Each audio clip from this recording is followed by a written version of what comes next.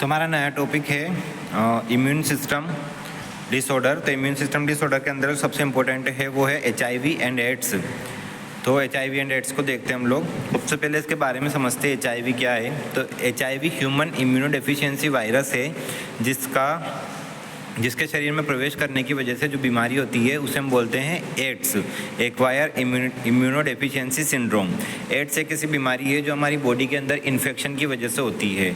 Infection generally HIV virus के द्वारा generate होता है। HIV वायरस बॉडी के अंदर बहुत सारे चेंजेस करता है जिसकी वजह से हमारा इम्यूनिटी सिस्टम वीक होता है और आगे जा कर के एड्स जो होता है वो अनट्रीटेड हो सकता है या फिर मतलब ऐसा भी हो सकता है कि उसको ठीक नहीं किया जा सके। इवन एड्स की वजह से डेथ भी हो सकती है। जितना ज़्यादा हमारी बॉडी के अंदर एक्साइटमेंट लेवल या फ्रस्ट्रेशन लेवल बढ़ता है उसकी वजह से एड्स से होने वाले जो इन्फेक्शन है उसके बढ़ने के चांसेस होते हैं। इसके बाद देखते हैं पॉजिटिव एजेंट। तो कौन कौन सी चीज़ों की वजह से, कौन कौन से कॉजेज है जिसकी वजह से HIV हमारे जो एड्स होता है शरीर के अंदर में आता है। सबसे पहला human immunodeficiency virus. Human immunodeficiency virus मतलब HIV वायरस जिसकी वजह से हमारी बॉडी का इम्यूनिटी सिस्टम वीक होता है। दूसरा है रेट्रोवायरस। तो रेट्रोवायरस के बारे में हमने जब कैंसर के बारे में पढ़ रहे थे तब पढ़ा था। रेट्रोवायरस क्या होता है? रेट्रोवायरस एक ऐसा RNA वायरस होता है जो हमारी बॉडी के DNA को वीक कर देता है। जब हमारी बॉडी का DNA वीक होता है तो उसकी वजह से कई सारी सेल्स जो होती है वो डिस्टर्ब हो जाती है। अगर सेल्स में डिस्टर्बेंस होता है और अगर सेल्स मल्टीप्लिकेशन होता है तो कैंसर होता है। लेकिन अगर सेल्स में डिस्टर्बेंस होने की वजह से उन सेल्स के अंदर में CD4 सेल्स जो कि रेट्रोवायरस का ही एक ग्रुप है, उन सेल्स की काउंट जब बढ़ता है, CD4 सेल्स का काउंट बढ़ता है तो ऐसे टाइम पे जो रेट्रोवायरस होता है वो ज़्यादा एक्टिव हो जाता है और फिर एड्स नामक डिसीज़ हमको करता है। इसके बाद कैरेक्टरिस्टिक्स इसका देखेंगे। RNA वायरस जो पॉजिटिव एजेंट होता है वो हमेशा एक RNA वायरस होता है। यूजेस रिवर्स ट्रांसक्रिप्टेज एंजाइम, जो कि हमारी बॉडी के जो भी इम्यूनिटी सिस्टम को बढ़ाने वाले जो एंजाइम्स होते हैं, मतलब जो ट्रांसक्रिप्टेड एंजाइम्स जो हमारी बॉडी की इम्यूनिटी को स्ट्रॉन्ग करते हैं या इंक्रीज करते हैं, जो एंटीबॉडीज़ को बढ़ा करके एंटीजन्स को ख़त्म करते हैं, उनको ये मार देते हैं। और उनको मारने की वजह से RNA वायरस क्या करते हैं? एंटीजन्स का निर्माण करते हैं और एंटीजन्स हमारी बॉडी के ऊपर अटैक करके हमारी इम्यूनिटी को वीक करते हैं जिसकी वजह से HIV इन्फेक्शन के खतरे और बढ़ जाते हैं। इसके बाद देखते हैं modes of transmission. Modes of transmission में सबसे पहला अनप्रोटेक्टेड सेक्सुअल कॉन्टेक्स्ट। अगर हम लोग विदाउट एनी कंटेमिनेटेड मतलब अगर हम लोग अनप्रोटेक्टेड सेक्सुअल कॉन्टैक्ट बनाते हैं, कोई भी कॉन्ट्रासेप्टिव्स का यूज़ नहीं करते हैं, तो ऐसी कंडीशन में HIV होने के चांसेस रहते हैं। इसके अलावा अनप्रोटेक्टेड सेक्सुअल कॉन्टैक्ट्स अगर मोर देन वन पार्टनर अगर होता है, एक से ज़्यादा लोगों के साथ में अगर सेक्सुअल कॉन्टैक्ट अगर होते हैं तो उसकी वजह से भी एड्स होने के चांसेस रहते हैं। इसके बाद blood transfusion with infected blood. किसी भी इन्फेक्टेड पर्सन जो कि HIV इन्फेक्टेड है या जिनको एड्स है उन लोगों का अगर ब्लड ट्रांसफ्यूजन अगर किसी शुद्ध व्यक्ति के अंदर में, किसी अच्छे मतलब किसी हेल्दी पर्सन के अंदर अगर करते हैं तो उस इंसान को भी HIV एड्स होने के चांसेस रहते हैं। इसके बाद में शेयरिंग कंटेमिनेटेड नीडल्स। तो कंटेमिनेटेड नीडल्स जो शेयर करने का काम होता है ये नर्सेस के द्वारा हो सकता है। ये एक तरह की लापरवाही होती है जो नर्सेस कर सकते हैं जिसकी वजह से जो पेशेंट्स होते हैं उनको इसका भुगतना पड़ता है। इसके बाद मदर टू चाइल्ड ट्रांसमिशन। एक माँ को अगर एड्स है तो उसके पैदा होने वाले बच्चे के अंदर में भी एड्स होने के खतरे बने रहते हैं। इसके अलावा ऑर्गन या tissue transplant from infected donor. किसी भी HIV या एड्स इन्फेक्टेड पर्सन के साथ में अगर इन्फेक्टेड पर्सन के अगर ऑर्गन्स या टिश्यूज़ को डोनेट करते हैं या किसी और व्यक्ति के अंदर ट्रांसप्लांट करते हैं, जैसे किसी व्यक्ति को कैंसर है या और कोई डिसीज़ है, उनके जो सेल्स होते हैं, टिश्यूज़ होते हैं, अगर वो किसी स्वस्थ व्यक्ति के अंदर में ट्रांसफ़र करते हैं, उनका ब्लड या कोई ऑर्गन अगर ट्रांसफ़र करते हैं तो ऐसी कंडीशन में उस व्यक्ति को, उस हेल्दी पर्सन को भी एड्स होने के चांसेस बढ़ जाते हैं। इसके बाद देखते हैं रिस्क ग्रुप। किन किन लोगों में कौन कौन है जो रिस्क में आते हैं HIV एड्स की। पहला है मल्टीपल सेक्सुअल पार्टनर्स, और जिनको मल्टीपल सेक्सुअल पार्टनर्स होते हैं, ज़्यादा सेक्सुअल पार्टनर्स होते हैं, ऐसे लोगों को HIV के चांसेस बढ़ते हैं। दूसरा है इंट्रावीनस ड्रग यूज़र्स। जो लोग IV ड्रग्स लेते हैं, जो लोग नशा करने के लिए वेन के द्वारा या इंजेक्शन के द्वारा ड्रग्स लेते हैं, उन लोगों में चांसेस बढ़ जाते हैं। इसके अलावा men who have sex with main, जो मेन टू मेन सेक्स करते हैं उन लोगों के बीच में भी HIV के चांसेस बढ़ते हैं। हेल्थ केयर वर्कर्स, ऐसे लोग जो इंडस्ट्री में काम कर रहे हैं, जो हेल्थ इंडस्ट्री में काम करते हैं और साथ साथ में उन लोगों को इंजरी होने के चांसेस भी रहते हैं। जो HIV इन्फेक्टेड पर्सन रहते हैं उनकी निडल चुभने के चांसेस रहते हैं। इसके बाद में infants of HIV positive mother, ऐसे बच्चे जिनकी माँ HIV पॉजिटिव है तो उन बच्चों में भी रिस्क होता है कि उनमें भी HIV होने के चांसेस बने रहेंगे। इसके बाद देखेंगे पैथोफिजियोलॉजी के अंदर सबसे पहले हम लोग देखेंगे कि virus attached to CD4+ T cells, जो HIV वायरस होता है वो HIV वायरस आकर के हमारी बॉडी के अंदर CD4+ T सेल्स के साथ में कनेक्ट होता है। अब CD4+ T सेल्स क्या होता है, सबसे पहले CD4 सेल्स को समझते हैं। CD4 cells is a protein that found on the certain cells. हमारी बॉडी की कई सारी सेल्स ऐसी होती है जिनके ऊपर एक प्रोटीन पाया जाता है, एक प्रोटीन का परत पाया जाता है जिसे हम बोलते हैं CD4 सेल्स। CD4 सेल्स का जो काउंट होता है वो हमारी बॉडी के अंदर प्रॉपर होना या इंक्रीज रहना जरूरी है। लेकिन जब CD4 सेल्स के साथ में T सेल्स मिलती है तो ये दोनों मिलकर के क्या करता है, leads to a weak immune system and increase susceptibility to infection. ये दोनों मिलकर के, जो CD4 sales plus T sales दोनों मिलकर के क्या करते हैं, हमारे इम्यूनिटी सिस्टम को वीक कर देते हैं और इन्फेक्शन की जो ससेप्टेबिलिटी है, मतलब इन्फेक्शन होने का जो खतरा है उसको बढ़ा देते हैं। तो इसकी वजह से आगे जा कर के जो वायरस होगा वो RNA reverse transcripted to DNA, मतलब इसके बाद में क्या होगा, जो DNA वायरस है वो RNA वायरस में कन्वर्ट हो जाएगा।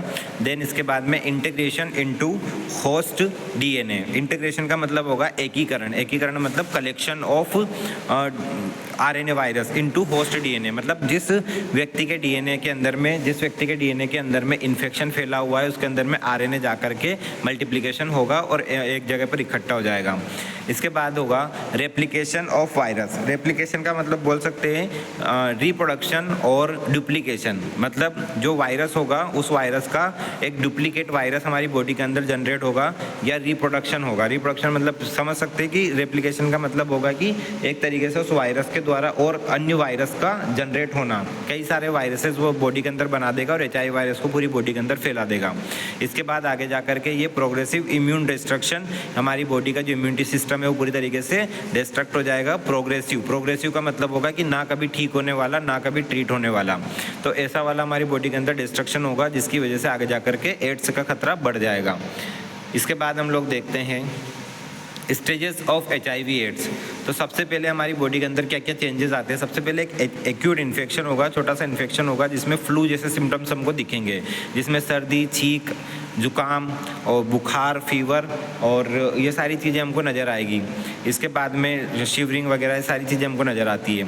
आगे जा कर के जब HIV एड्स हमारी बॉडी के अंदर बढ़ता है तो ये क्लिनिकल लेटेंसी बताता है। क्लिनिकल लेटेंसी का मतलब होता है कि इसके अंदर फिर ज़्यादा सिम्टम्स हमको नज़र आते नहीं है, समझ में नहीं आता है कि हमारी बॉडी के अंदर क्या चेंजेस आ रहे हैं, बट इंटरनल हार्मोनल चेंजेस आते रहते हैं। इसके बाद आगे जा कर के जब ये बीमारी बढ़ जाती है तो ये एड्स का रूप ले लेती है, जिसकी वजह से हमारी पूरी बॉडी का इम्यूनिटी सिस्टम वीक हो जाता है।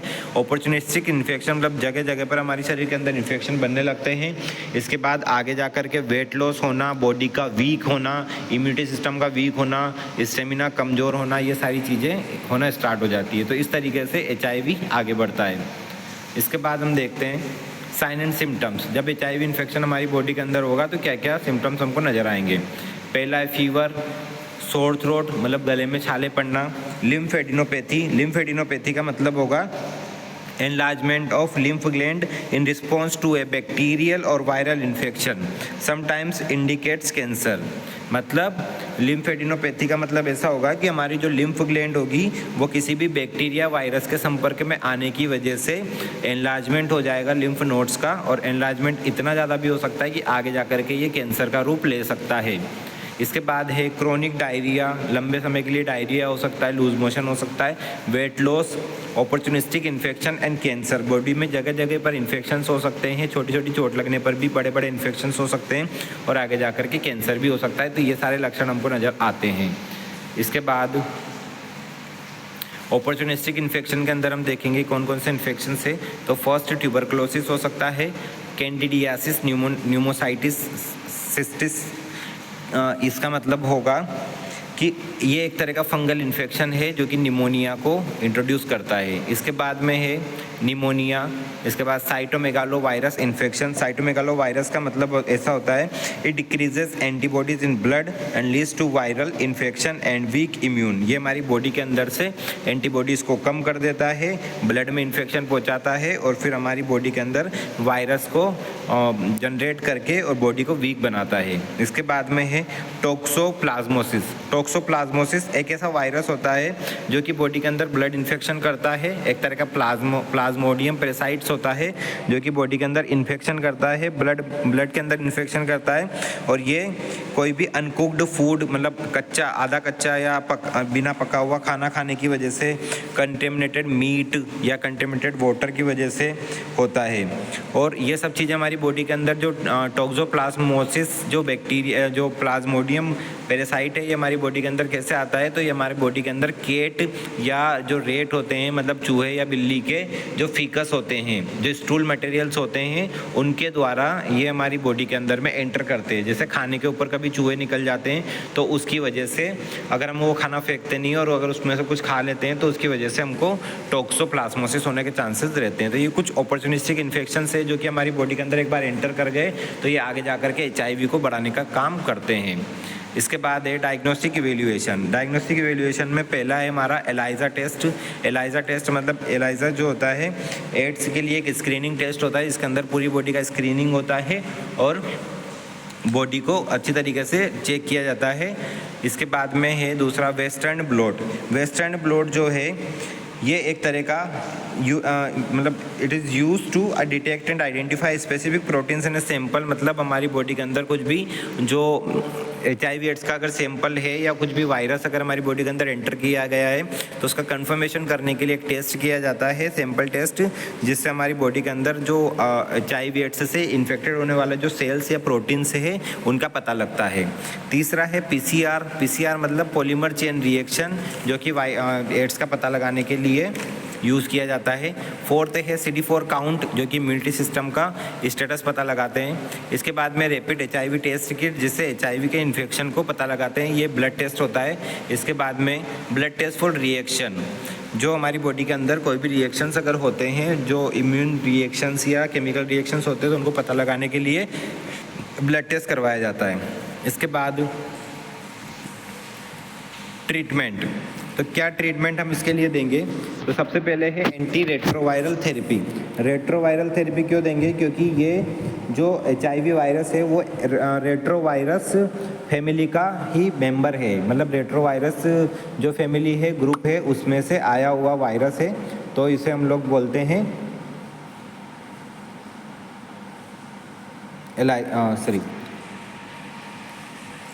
Anti retroviral therapy. तो रेट्रोवायरस जो होता है वो HIV वायरस होता है, तो इसको ख़त्म करने के लिए, इसको किल करने के लिए हमको एंटी रेट्रोवायरल थेरेपी देनी पड़ती है, जो कि रेट्रोवायरस जो RNA वायरस होता है उसके अगेंस्ट में काम करता है। इसके अलावा जो ड्रग क्लासेस होती है NRTI, NNRTI, PLs, इंटेग्रेस इनिबिटर्स। तो NRTI का मतलब होता है nucleoside reverse transcriptase inhibitors, nucleoside reverse transcriptase inhibitors. और NNRTI का मतलब होता है non nucleosides reverse transcriptase inhibitors. इसके अलावा PL का मतलब होता है फॉस्फोलिपिड्स।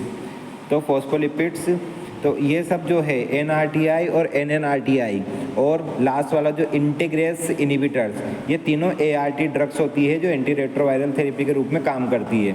और जो PLs होता है, PLs मतलब फॉस्फोलिपिड्स, ये हमारी जो सेल मेम्ब्रेन होती है उसको प्रोटेक्शन देने का काम करती है, जिसकी वजह से HIV वायरस हमारी बॉडी के अंदर ईजिली एंटर ना कर पाए। इसके बाद प्रिवेंशंस देखेंगे, तो क्या क्या प्रिवेंशंस हम लोग करेंगे इसके लिए। सेफ सेक्सुअल प्रैक्टिस, सबसे पहली चीज़ तो जो सेक्सुअल प्रैक्टिस है, जो सेक्सुअल कॉन्टैक्ट है उसको सेफ करेंगे, उसके लिए कॉन्ट्रासेप्टिव डिवाइस का यूज़ करते हैं। इसके बाद नीडल एक्सचेंज प्रोग्राम कि बार बार जब भी हम किसी पेशेंट का ट्रीटमेंट कर रहे हैं या किसी तरह का कोई ड्रग इंसर्शन अगर बॉडी के अंदर कर रहे हैं तो नीडल को एक्सचेंज करते रहेंगे। इसके बाद HIV स्क्रीनिंग, जो HIV स्क्रीनिंग के लिए एलाइजा वगैरह जितने भी टेस्ट उसके लिए होता है वो सब हम लोग करवाते रहेंगे, काउंसलिंग करवाते रहेंगे। Blood safety measures, blood safety measures का मतलब है कि हम लोग नीडल प्रिक इंजरी वगैरह या इसके अलावा ब्लड ट्रांसफ्यूजन वगैरह अगर करते हैं तो उसके लिए हम लोग सेफ्टी मेजर्स का यूज़ करेंगे, ताकि जो ब्लड का ड्रॉप है या किसी भी HIV इन्फेक्टेड पर्सन का जो ब्लड है वो किसी स्वस्थ व्यक्ति के कॉन्टैक्ट में ना आए। इसके बाद mother to child transmission prevention, इसका मतलब होगा कि माँ से बच्चे तक कैसे HIV को फैलने से रोकना है, उसका प्रिवेंशन करना है। इसके बाद है PEP एंड PREP। तो PEP का मतलब होगा post exposure prophylaxis. Post exposure prophylaxis इसका मतलब होगा कि HIV इन्फेक्शन होने के बाद में हम लोग जो प्रोफाइलेक्सिस प्रोग्राम करते हैं, मतलब बचाव के जो प्रोग्राम करते हैं, उनको PEP बोलते हैं। एंड PREP का मतलब होता है pre exposure prophylaxis. Pre exposure prophylaxis का मतलब होगा कि HIV इन्फेक्शन होने से पहले हम लोग जो टीकाकरण वगैरह करते हैं, इम्यूनाइजेशन जो करते हैं, उससे जो प्रोटेक्शन होगा या उससे जो प्रिवेंशन होगा उसे हम बोलेंगे PREP। तो post and pre exposure prophylaxis programs चला कर भी हम लोग इससे बच सकते हैं।